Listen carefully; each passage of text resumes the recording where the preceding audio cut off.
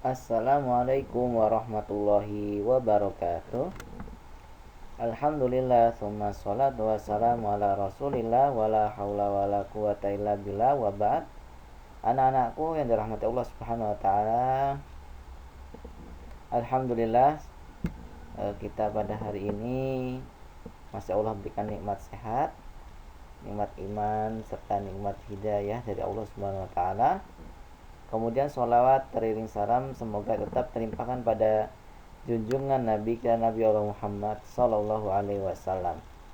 Anak-anakku yang dirahmati Allah Subhanahu Wa Taala, pada kali ini kita akan masuk ke pertemuan yang pertama, pelajaran fikih kelas 1 Salafiyah Ula Islamic Center Binbas pada Piungan 13 Juli 2021. Anak-anak Allah Subhanahu wa taala, sebelum kita belajar ya, hendaknya Ananda sekalian membaca doa terlebih dahulu. Bismillahirrahmanirrahim. Doa mohon ilmu yang bermanfaat. Allahumma inni as'aluka ilman nafi'an wa rizqan thayyiban wa amalan mutaqabbalan.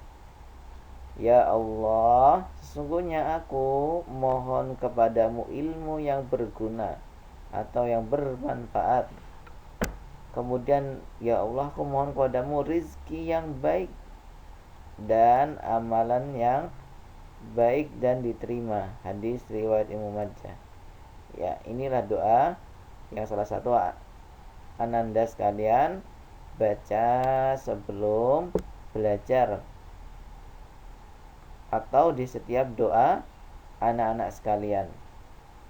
Jangan lupa ya, doa ini dihafalkan karena doa ini bermanfaat dalam 3 perkara. Pertama, kita mohon kepada Allah ilmu yang bermanfaat. Kedua, kita juga meminta kepada Allah, minta agar diberikan rizki yang baik. Kemudian yang ketiga, kita minta kepada Allah agar amalan yang kita perbuat itu diterima oleh Allah Subhanahu wa taala. Maka dari itu ya, anak-anak ya yang belum hafal, ayo silahkan bareng-bareng menghafal doa ini ya, bersama umi atau abinya atau bersama ibu atau ayahnya di rumah ya. Agar apa? Agar Allah mudahkan anak-anak sekalian mempelajari salah satu pelajaran yang dimana pelajaran tersebut adalah pelajaran yang sangat berguna baik dalam kehidupan dunia maupun akhirat. Anak-anakku yang dirahmati Allah Subhanahu wa taala, kegiatan sebelum kita masuk ke pelajaran fikih ya, Ustaz akan memberikan pertanyaan kepada anak-anak sekalian. Kira-kira kegiatan apa ini yang sudah Ananda sekalian kerjakan di rumah? Ayo, apa aja? Yang pertama, anak-anak sudah membiasakan belum bangun tidur pagi-pagi kemudian sholat subuh? Kalau yang belum sholat ya, silakan sholat dahulu. Atau mulai besok ya, yang belum terbiasa sholat subuh ya silakan sholat subuh, biasakan.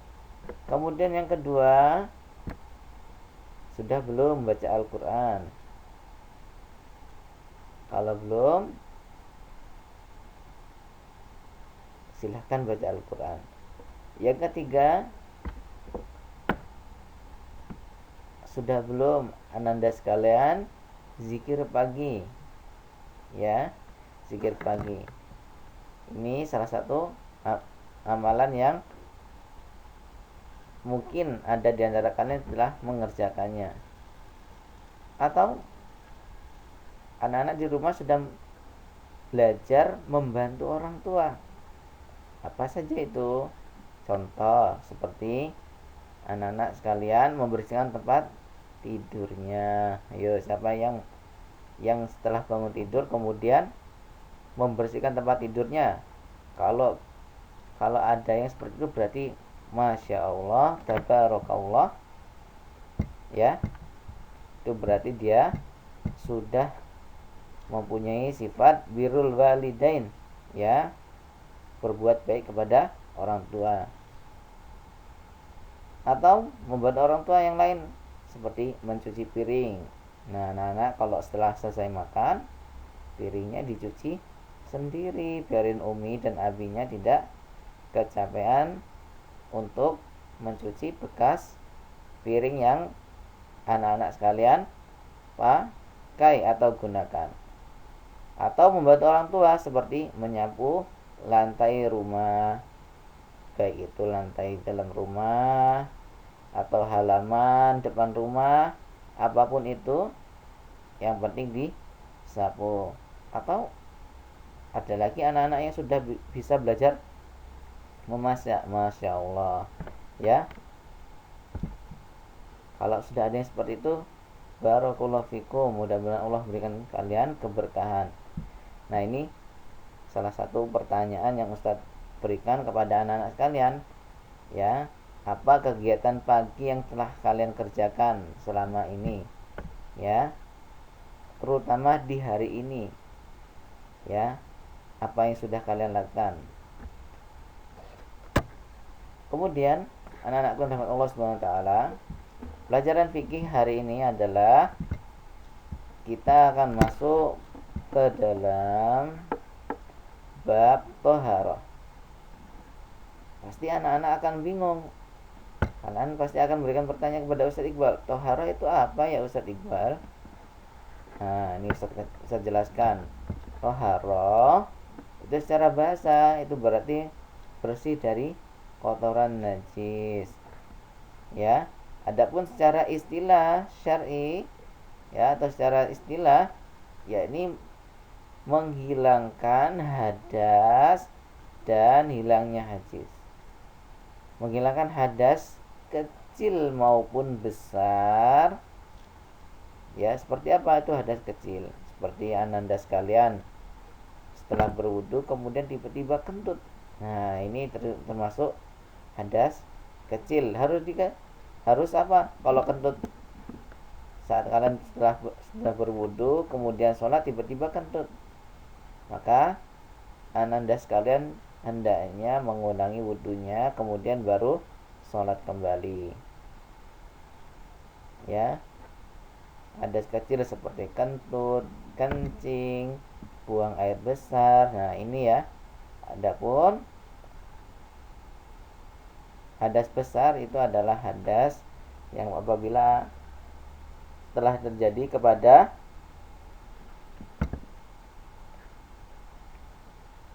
anak-anak yang sudah berusia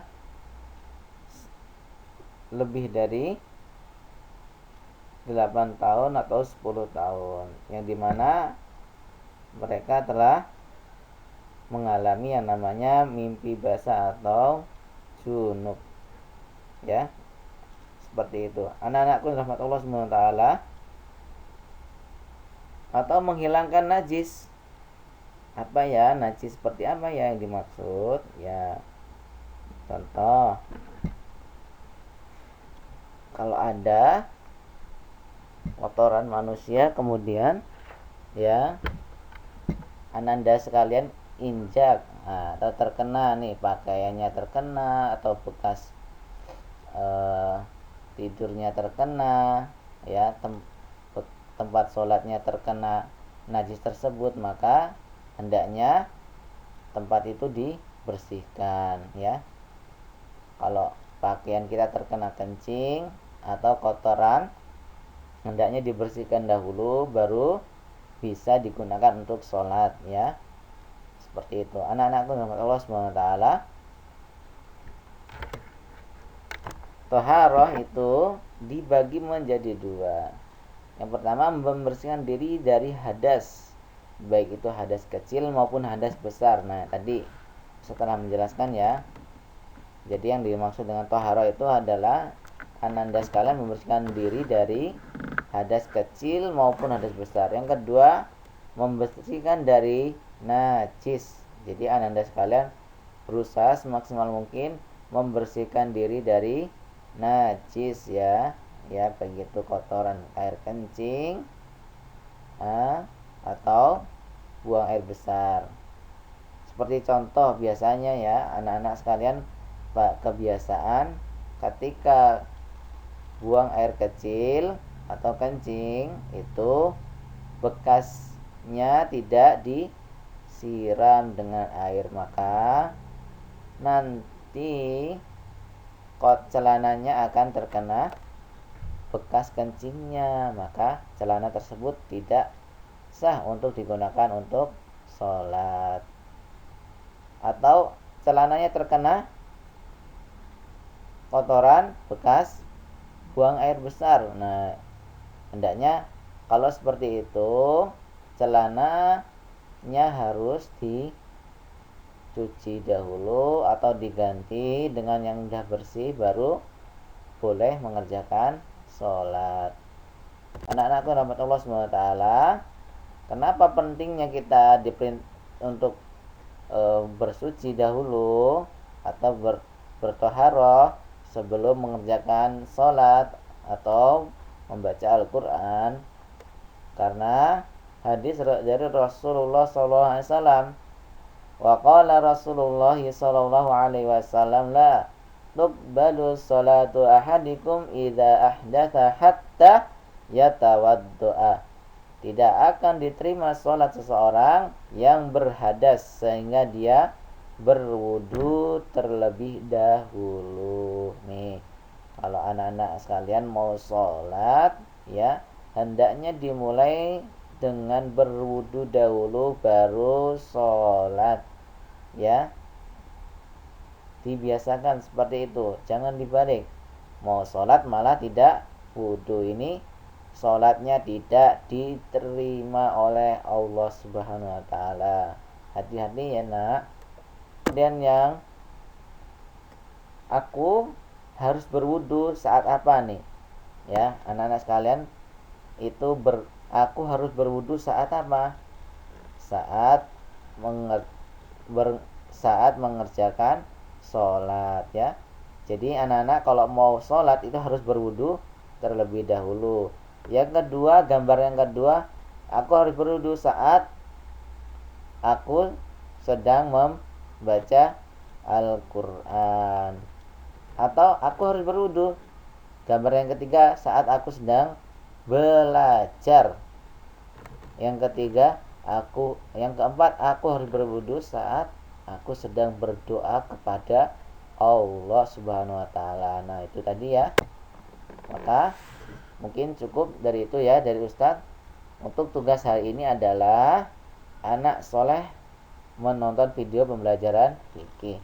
Yang kedua, anak soleh mendokumentasikan salah satu kegiatan akhlakul karimahnya di rumah. Kemudian fotonya dikirim ke Ustadz Iqbal via Jabri WhatsApp.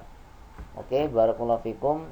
Ustaz tutup dengan baca doa kifaratul majlis. Subhanakallahumma bihamdika asyhadu an la ilaha illa anta astaghfiruka wa atubu ilaik. Sampai jumpa. Mudah-mudahan bertemu kembali di pelajaran selanjutnya. Wassalamualaikum warahmatullahi wabarakatuh.